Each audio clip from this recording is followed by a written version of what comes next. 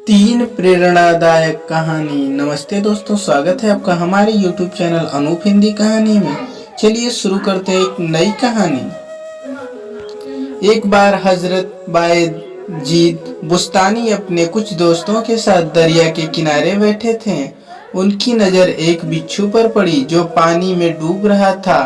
हजरत ने उसे डूबने से बचाने के लिए पकड़ा तो उसने डंक मार दिया। कुछ देर बाद वो दोबारा पानी में जा गिरा। इस बार फिर हजरत उसे बचाने के लिए आगे बढ़े, पर उसने फिर डंक मार दिया। 4 बार ऐसा ही हुआ। तब एक दोस्त से रहा न गया तो उसने पूछा, हुजूर आपका ये काम हमारी समझ के बाहर है। ये डंक मार रहा है और आप इसे बचाने के बाज नहीं आते। उन्होंने बहुत तकलीफ में मुस्कुराते हुए कहा कि जब ये बुराई से बाज नहीं आता है तो मैं अच्छाई से बाज क्यों आऊं। मजदूरों जैसी जिंदगी हजरत सिद्दीक अकबर रजी खलीफा हो गए थे। उनके वेतन पर विचार किया जा रहा था। उन्होंने कहा कि महीने में एक मजदूर की रोजाना की कमाई कितनी है, उतनी ही रकम मेरे लिए भी तय कर दी जाए। यह सुन साथियों में से कोई बोला, सिद्दीक इतनी कम रकम में आपका गुजारा कैसे होगा। हजरत सिद्दीक ने जवाब दिया, मेरा गुजारा उसी तरह होगा जिस तरह एक मजदूर का होता है। अगर न हुआ तो मैं मजदूरों की आमदनी बढ़ा दूंगा ताकि मेरा वेतन भी बढ़ जाए। जैसे जैसे मजदूरों की मजदूरी बढ़ेगी मेरी जिंदगी का स्तर भी बढ़ता जाएगा।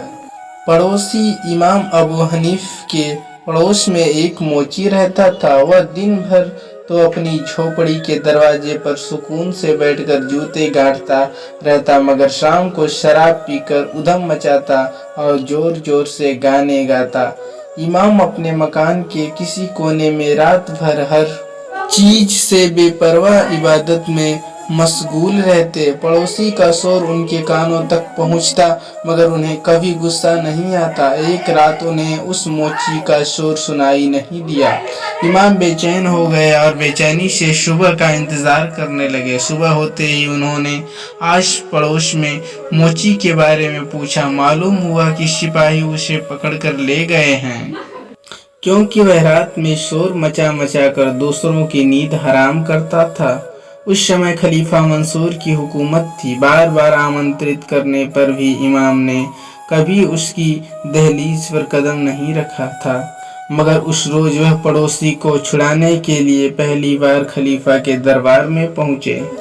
खलीफा को उनका मकसद मालूम हुआ तो वह कुछ देर रुका, फिर कहा, हजरत ए बहुत खुशी का मौका है कि आप दरबार में तशरीफ लाए। आपकी इज्जत में हम सिर्फ आपके पड़ोसी नहीं बल्कि तमाम कैदियों की रिहाई का हुक्म देते हैं।